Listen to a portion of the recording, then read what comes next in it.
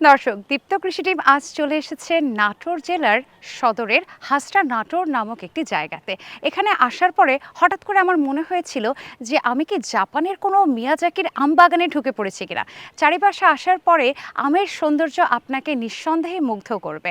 আজকে এই যে বাগানটিতে আমরা চলে এসেছি, এটি কৃষিবিদ নার্সারির একটি অন্যতম সুন্দর বাগান, যেখানে মিয়াজাকি আম ঝুলছে। কিভাবে মিয়াজাকি চাষ করা হয়েছে, কে করছেন এবং তার উদ্দেশ্য কি, তিনি কিভাবে বাজারজাতকরণ করছেন, তার সার্বিক চিত্র আপনাদের সামনে তুলে ধরবার চেষ্টা করব। সবাইকে স্বাগত জানাই দীপ্ত কৃষির এই পর্বে। পাওয়ার বাই কাজী ফার্মস, আপনাদের সঙ্গে আছি আমি নুসরাত জাহান। আম বাংলাদেশের মানুষের কাছে শুধু একটি ফল নয়, বরং আবেগ, ঐতিহ্য আর গ্রীষ্মের এক অবিচ্ছেদ্য অংশ। কিন্তু পৃথিবীর আমের জগতে এমন একটি নাম রয়েছে যা তার সৌন্দর্য, স্বাদ এবং বিরলতার কারণে আলাদা মর্যাদা অর্জন করেছে। সেটি হলো মিয়াজাকি ম্যাঙ্গো। জাপানের দক্ষিণাঞ্চলে অবস্থিত মিয়াজাকি অঞ্চলে জন্ম নেয়া এই বিশেষ জাতের আম বিশ্বব্যাপী পরিচিতি তার ব্যতিক্রমী গুণাগুণের জন্য। উজ্জ্বল লাল রং, মসৃণ ত্বক এবং অসাধারণ মিষ্টতার কারণে এটি অনেকের কাছেই আমের রত্ন হিসেবে পরিচিত। শুধু বাহ্যিক সৌন্দর্যই নয়, স্বাদেও এটি অনন্য। উচ্চমাত্রার প্রাকৃতিক চিনি, কোমল শ্বাস এবং সুগন্ধি স্বাদের কারণে এটি বিশ্বের অন্যতম প্রিমিয়াম আম হিসেবে স্বীকৃত।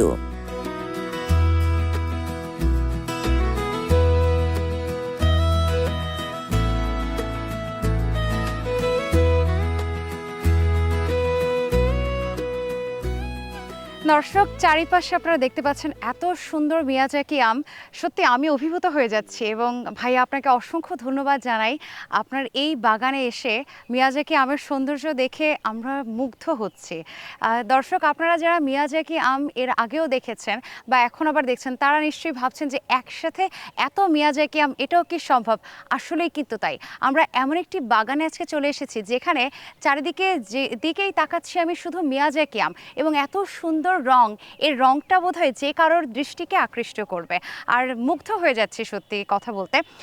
কবে থেকে আসলে আপনি এই যে চাষটা শুরু করলেন, এটার চাষের শুরুটা কবে থেকে? আমি যখন জাপানে থাকতাম তখন আমার এই আমটার প্রতি খুব আগ্রহ ছিল।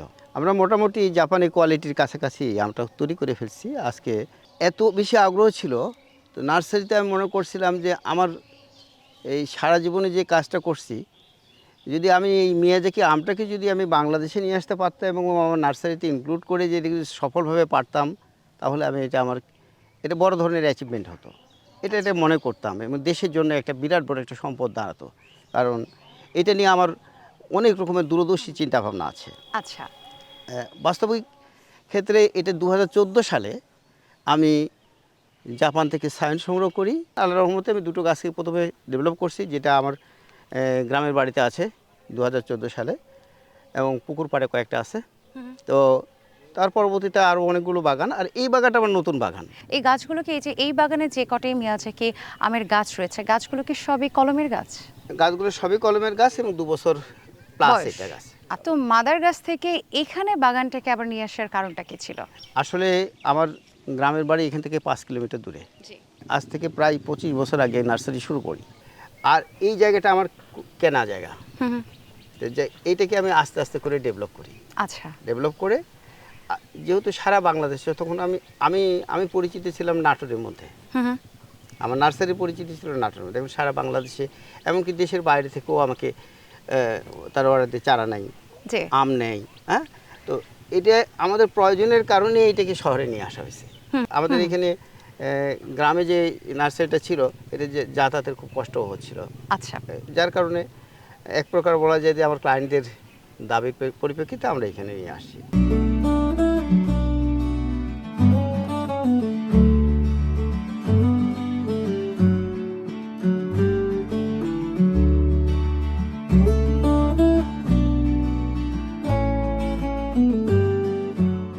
এই বাগান মাত্র 3 বছর আগেও না, বললাম না 2.5 বছরের গাছ, এই গাছগুলোর বয়স 2 বছর ধরে মানে ফল ধরতেছে। একদমই নতুন বাগান জি, আমরা জি, বলতে জি, পারি। জি, জি। তো এই যে মিয়াজাকি আমগুলো যে দেখছি এত সুন্দর রঙিন, মানে হ্যাঁ, হ্যাঁ, হয় না যে রংটাই বোধহয় খুব বিশেষ। আমি যদি আমাদের দর্শক শ্রোতা জি। যারা আছেন তাদেরকে একটু দেখাতে চাই, এই এক ডালেই হুম, হুম, হুম। দুটো আম ধরেছে এবং দুটো আমের এখানে- আকার কিন্তু একই রকম। এখা- এটা কিন্তু খুব একটা অদ্ভুত ব্যাপার না?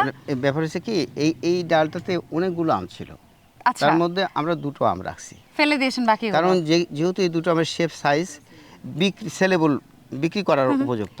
আচ্ছা, যদি একটু স্পট থাকতো বা একটু যদি আঁকা বাঁকা থাকতো তাহলে আমরা ওটা ফেলে দিতাম। এবং আচ্ছা। এখানে প্রত্যেকটা আমার রুম করে স্ক্রিনিং করে রাখা হয়েছে। এই যে লাল বাছাই করে দেখছি, রাখা। আবার জি। কিছু সবুজ অংশ দেখছি, আবার কিছু কিছু আম আমি দেখলাম যে পুরোটাই লাল টকটকে হয়ে গেছে। জি। তো এটার কারণটা কি? সবুজটা কি পরবর্তীতে আস্তে আস্তে করে? এইদিকে প্রত্যেকটা আমের ক্ষেত্রে দেখা যাচ্ছে যেটা ছায়ার মধ্যে আছে, ছায়ার সবুজ অংশটা আছে। সবুজ অংশ আছে। এটার কারণ কি? মিয়াজাকি আমের ক্ষেত্রে স্ট্যান্ডার্ড হলো 35% আপনাকে অবশ্যই কালার হতে হবে, একবার গাঢ় কালার হতে হবে, এই অংশ তাহলে এটা মিয়াজাকি আম। আচ্ছা, আর যদি মনে করেন আর এটার একটা কালার চলে আসবে, সেটা ওই গাঢ় কালারের মতো আসবে না, কিন্তু নিয়ম হলো এটা সূর্যের আলো যত বেশি পাবে তত বেশি কালার লাল হবে, তত বেশি রং হবে। জি। প্রত্যেকটি ডালেই মোটামুটি আমি দেখতে পাচ্ছি যে আপনারা একটি একটি করে আম, একটি বা একটি দুটি করে আম রাখার চেষ্টা জি। করেছেন। এটার আবার আকারটা একটু ছোট এসেছে, এটার কারণ কি? এখানে কি আরো বেশি আম ছিল? আসলে এই আমটা হয়তো সিলেক্ট করার সময় দেখা যাচ্ছে যে ওই আম তো যখন পুষ্পমঞ্জরি থেকে ফল হয় জি। তখন একসাথে তো আর ইয়ে হয় না, ফলগুলো একসাথে হয় না। হয়তো কোনোটা 7 দিন পরে হয়তো ফার্টিলাইজেশন হয়, কোনটা 7 দিন আগে ফার্টিলাইজেশন হয়, জি। হয়তো 7 দিন পরে যেটা হবে সেটা 7 দিন পরেও আমরা হারভেস্ট করব। পরাগায়নটা একটু দেরিতে হয়েছে। হ্যাঁ, তখন ওইটা আবার 7 দিন পরে ওইটা ওই সেম আয়তনই হবে, সেম ওজনই হবে। আমরা হারভেস্টের টাইমও তার 7 দিন পরে হবে, একটু আলাদা আলাদা হবে। আপনি বেশ ফাঁকা ফাঁকা দিয়ে গাছগুলো লাগিয়েছেন। এখন তো ঘন চাষ পদ্ধতি যেটা, জি। সেইটা কিন্তু খুব বেশি জনপ্রিয় হয়ে উঠেছে। তো আপনি বেশ ফাঁকা ফাঁকা দিয়েছেন, এটার কি কোনো কারণ আছে? না, এটা আসলে আপনার কাছে মনে হচ্ছে যেহেতু এটা ফাঁকা আমি আমার পরামর্শে 8 হাত পর এটা কি 8 হাত পর পর 8 হাত হয়েছে? পর লাগানো আছে। আচ্ছা, তাহলে 1 বিঘা বা 33% জমিতে 100টা চারা বলা যায় যে লাগানো যায়, 100টা চারা তো এনাফ। জি। আচ্ছা, এখানে এক ঝুড়ি পাকা আম, দর্শক আপনাদেরকে একটু জি। দেখাতে চাই। ভাই, আমরা কি জি, একটু নিচে বসতে জি, পারি? জি, জি। দর্শক, এই হচ্ছে সেই মিয়াজাকি, জি। যাকে আসলে বলা যেতে পারে যে এখন বাংলাদেশের সবার মুখে মুখে প্রচলিত একটি নাম। ভাইয়া, মিয়াজাকি শব্দের অর্থটা কি? আচ্ছা, মিয়াজাকি একটা স্থানের নাম। হুম। এটা হলো কিছুটা বাংলাদেশের আবহাওয়ার সাথে সম্পর্কিত, এই বাংলাদেশের আবহাওয়ার মতো। গ্রীষ্মপ্রধান। আর সে কারণে ওখানে আমও হয়, সাউদার্ন পার্টে এই আমটা হয়, মিয়াজাকিতে হয় আমটা বেশি, যার কারণে ওখানে মিয়াজাকি ম্যাঙ্গো বলা হয়। মিয়াজাকি শুধু একটি আমের নাম নয়, এটি একটি ব্র্যান্ড। জাপানের কিউশু দ্বীপের মিয়াজাকি অঞ্চলে উৎপাদিত এই আমকে বিশ্বের সবচেয়ে দামি ফল হিসেবে গণ্য করা হয়।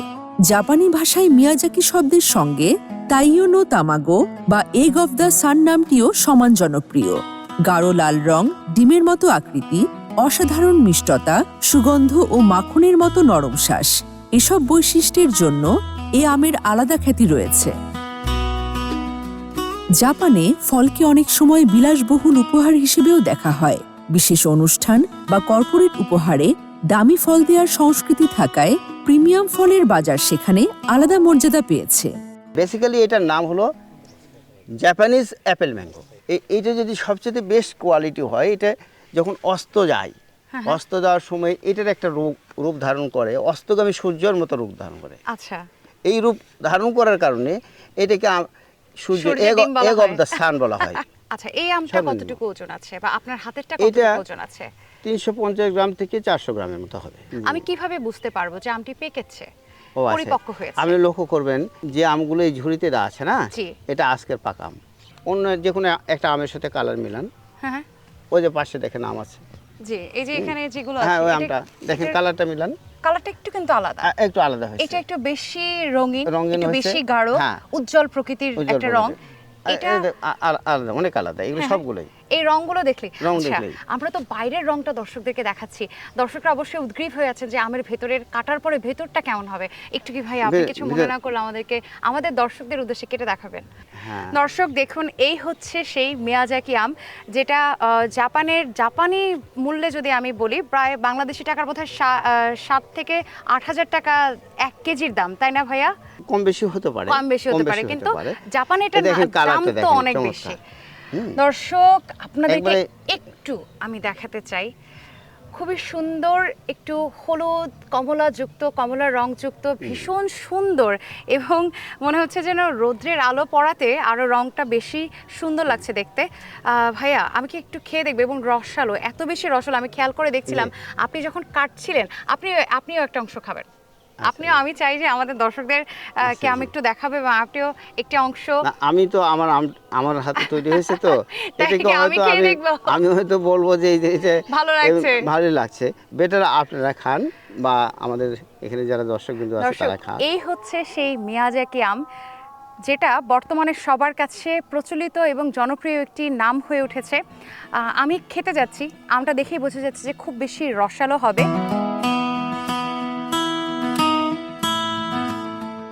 এত বেশি রসালো, জি, এবং অনেক ক্ষেত্রে বলে থাকে অনেকে যে খুব বেশি একটা স্বাদযুক্ত হয় না বা খুব বেশি মিষ্টিযুক্ত হয় না, কিন্তু এই আমটা তো ভালো মিষ্টি, আচ্ছা আমি এই ব্যাপারে আপনি একটা খুব মেসেজ দিই। রসালো। এই আমটা এই মাত্র গাছ থেকে পাড়া হলো। এবং আমি আসলে জানি না দর্শক শ্রোতা যারা মিয়াজাকি আম খেয়েছেন তাদের কার কাছে কেমন লেগেছে, কিন্তু ভাইয়া এই কথাটি আমি বলবো যে আমার কাছে স্বাদযুক্ত একটি আম মনে হয়েছে এবং খুবই রসালো, টেস্টও ভালো।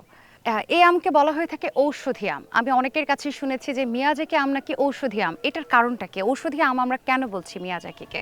আসলে একটা কথা এই প্রসঙ্গে ছোট্ট একটা গল্প করলে আপনি এটা ক্লিয়ার হবেন। জাপানিজরা কিন্তু সাধারণ পানি খায় না, কি ওই খায়? পানির সাথে হয়তো দেখা যাচ্ছে যে ওই চাল, পাটের পাতা, বিভিন্ন ওষুধি একটু বয়েল করে নিয়ে যাদের সামর্থ্য কম তারা ওইভাবে দেখা যায় ওটাকে জুস করে নিল। সামর্থ্য কম মানে স্টুডেন্টদের সামর্থ্য কম দেশে, কারণ একটা স্টুডেন্টের যখন 16 বছর বয়স হয়ে যায় তখন বাবা মা তাকে আর সাপোর্ট দেওয়া বন্ধ করে দেয়। তো সাপোর্ট দেওয়া বন্ধ করে কারণ সে স্বনির্ভর হয়ে যাক, জি, তো তখন এই স্টুডেন্টরা ওই পানিটা খায় ওইভাবে যে আর একটা পানির সাথে যেন অ্যাডিশন কিছু পায়। জি, তো এখন ঔষধি আম খাওয়া হচ্ছে, এর ভিতর জাপানিজরা যদি চাইলে এর মিষ্টতাও বাড়াতে পারবে, চাইলে এর কালার ব্রাইটনেস বাড়াতে পারবে, কারণ এখন রিসার্চ তো ওই লেভেলে চলে গেছে। এখন যদি চাই যে না এটার ঔষধি গুণ আরও একটু বৃদ্ধি করবে, তো সেটাও তাদের পক্ষে সম্ভব। আপনি মজার বিষয় হলো আমাদের প্রত্যেকটা আম আপনি এইভাবে কেটে রাখবেন, 1 ঘন্টা পরে কালো হয়ে যাবে। আয়রনের পরিমাণ বেশি আছে, তা আয়রনের পরিমাণ বেশি তো আমাদের দরকার না, আয়রনের পরিমাণ অপটিমামটা দরকার। আচ্ছা। কিন্তু এটা আপনি একদিন রেখে দেন, ব্ল্যাক স্পট হবে না। পরে যে আমরা আপনি 1 ঘন্টা পরে খান, 2 ঘন্টা পরে খান, 1 দিন পরে খান, ফ্রিজের মধ্যে রাখেন, তাও এর গুণাগুণ নষ্ট হবে না। আচ্ছা, এটা একটা প্লাস। মিয়াজাকি আমের চারা রোপণ করার সময় যে যত্ন বা বিশেষ ব্যাপারগুলো খেয়াল রাখতে হয় একটা বাগান করতে গেলে, জি। সেই বিষয়গুলো নিয়ে আমরা কথা বলবো। একটু চলুন বাগানের অন্য দিকটাও ঘুরে আচ্ছা জি, দেখি। থাকবো।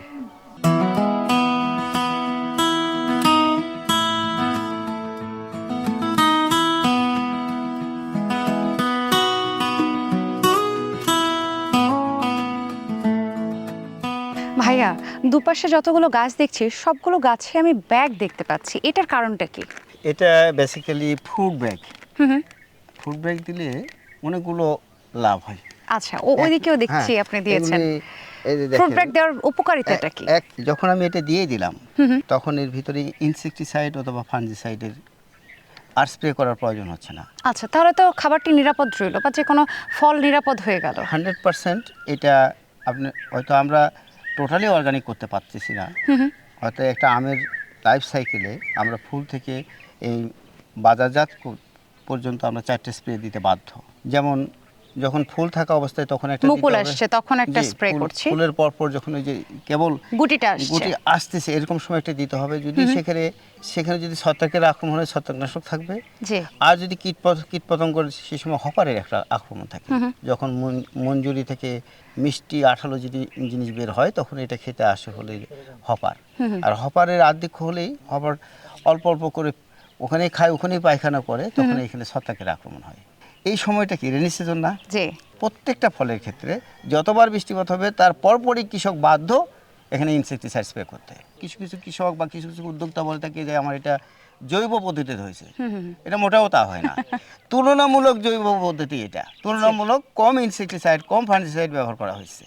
আরেকটা বিষয় এটা হলো আপনার এই কালারটা সুন্দর হবে, কালারটা সুন্দর সুন্দর হচ্ছে। হবে। আরো একটা বিষয় হলো এটা ফুলবে, আমটা ফুলে যাবে, বড় সুন্দর, হবে। ফুলবে। হ্যাঁ, এই বড় হবে। ব্যাগটা কিসের তৈরি? এটা কাগজের তৈরি, আমাদেরকে কিনতে হয়েছে। এটা আমরা 3 টাকা 70 পয়সা বা 80 এক পয়সা করে একটা দিয়েছি। ব্যাগ প্রায় 4 টাকার মতো দাম 4 টাকার পড়ছে। মতো পড়ছে। তো এই যে ব্যাগ দিয়ে যে আটকে রাখতে হবে, এই প্রশিক্ষণ বা এই জ্ঞানটা আপনি কোথা থেকে পেয়েছেন, নাকি এটা আরো আপনার একটা নিজেরই? জিনিস লক্ষ্য করেন, এই আমটা যদি এরকম ফ্রি থাকে, পাখি তো খেয়ে নেবে, খেয়ে নেবে, বাদুড় খেয়ে নেবে। তার মানে এই ব্যাগটা থাকলে বড় একটা উপকার হচ্ছে। জি। পরিবেশের বাদুড় খাওয়ার জন্য আমরা কি ব্যবহার করতাম? আমরা নেট ব্যবহার করতাম। জি। বাদুড় চামচি খেতে নেটে পড়ে মারা যেত, তাহলে তো পরিবেশের আরেকটা জিনিস ভারসাম্য নষ্ট হচ্ছে। নষ্ট করতাম। কৃষকেরা করে তো, করতে বাধ্য হচ্ছে তো, কারণ তাদের এই ফসলটা কিন্তু রক্ষা করতে হবে এবং তাদের এখান থেকে লাভ করতে হবে আলটিমেটলি। এই গাছগুলো, প্রত্যেকটি গাছ আমি দেখছি ঝোপালো। এই ঝোপালো গাছটাকে এখন কি ঝোপালো পদ্ধতি বা একটু গোলাকৃতি করে দেওয়াটা খুব বেশি জনপ্রিয় হয়ে উঠেছে বাগানীদের মধ্যে? আসলে গাছটা যত বেশি ঝোপালো করবেন তত ওর ক্যানোপি মানে এরিয়াটা বড় হবে, আর যত এরিয়াটা বড় হবে তত বেশি ফলটা ধারণ ক্ষমতা বাড়বে। তাতে কি কোনো সুবিধা রয়েছে? ফলের কি কোনো গুণাগুণের পরিবর্তন বা স্বাদের পরিবর্তন তাহলে হচ্ছে? অনেকগুলো সুবিধা আছে। 1 নম্বর 2 নম্বর এটা আমার হাতের নাগালের মধ্যে আছে, আমি পরিচর্যা করতে ভালো করতে পারতেছি, দেখাশোনা করতে পারছি। দেখাশোনা। 2 নম্বর গুণাগুণ, এটা ঝড় বেশি কম লাগতেছে, ঝড় মানে কালো বাতাসের প্রভাব থেকে এইটা রক্ষা হচ্ছে অটোমেটিক্যালি। জি। আপনার এত সুন্দর বাগান দেখে অনেকেরই হয়তো সুপ্ত মনের মধ্যে জি, জি, বাসনা জি। জেগেছে যে আমিও এরকম একটি বাগান করব।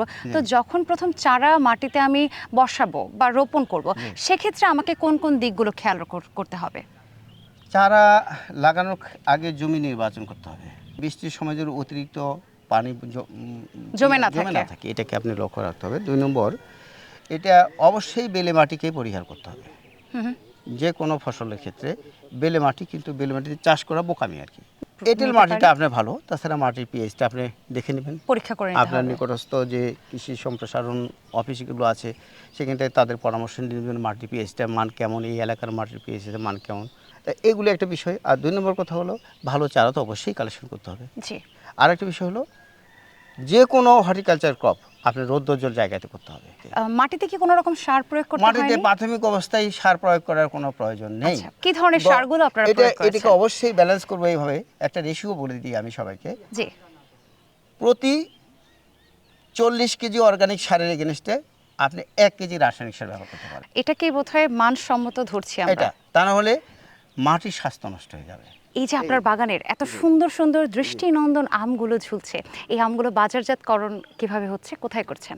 এই আমটা বাংলাদেশে 2014 সালে আমার মাধ্যমে যাত্রা শুরু। এর কালার সব দেখে হয়তো প্রথম দিকে আমি 2000 টাকা কেজিতে বিক্রি করছি, পরবর্তীতে এটা 21 সালে যে 1000 টাকা বিক্রি করছি, এবং পরবর্তীতে আরও দাম কমাতে চেয়েছিলাম। এবছর তো আরও অনেকখানি দাম কমাই দিয়েছিলাম। এবার কত করে এই বিক্রি বছর করছেন? আমি একটু মনে করতেছি, আমার ছেলে তো আমাকে বললো যে আব্বু তোমার আমটা আমি যদি বাজারজাতকরণের কাজটা আমি নেই, বাজারজাতকরণে কাজ করতে পারি তাহলে আমার একটা ইন্টার্নশিপ হবে, জি, অটো ইন্টার্নশিপ হবে। তো আমি বললাম তো আমি তো খুব খুশি, এখান থেকে আমার লাভ করা জরুরি না, তুমি এই কাজটা শিখলে আমি খুশি হব, কারণ তুমি এই কাজটা শিখলে তুমি নিশ্চয়ই অন্য ব্যবসাও করতে পারবে।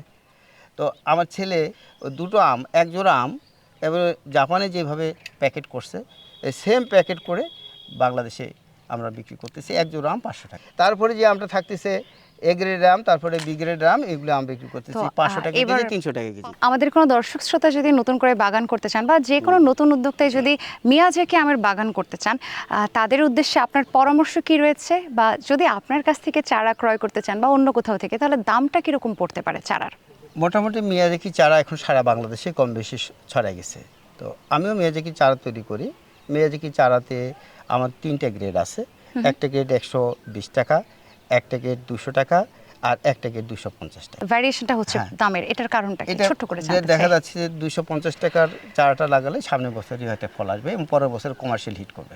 ও, একদম নতুন যারা উদ্যোক্তা আছেন তারা কি একবারেই বড় জায়গা নিয়ে শুরু করবেন, অনেকগুলো গাছ নিয়ে শুরু করবেন, নাকি পরীক্ষামূলক ছোট আকারের করতে পারেন? আমিও মনে করি যার যতটুকু জ্ঞান আছে সে ততটুকু জায়গা দিয়ে শুরু করবে। মিয়াজাকি আমের বাগান নিয়ে আপনার ভবিষ্যৎ পরিকল্পনাটি কি? সারা বাংলাদেশে যেখানে উদ্যোক্তা আমি তৈরি করতে পারবো বা আমার মাধ্যমে যারা কন্ট্রাক্ট গ্রোয়ার্স হবে আমরা একটা বড় ধরনের একটা কমিটি, বড় ধরনের একটা গ্রুপ করব। আচ্ছা, আপনাকে অসংখ্য ধন্যবাদ জানাই এতগুলো গুরুত্বপূর্ণ তথ্য আমাদের দর্শক শ্রোতাদেরকে জানাবার জন্য এবং দীপ্ত কৃষিকে সময় দেওয়ার জন্য। ভালো থাকবেন। আসসালামু আলাইকুম। ওয়ালাইকুম আসসালাম।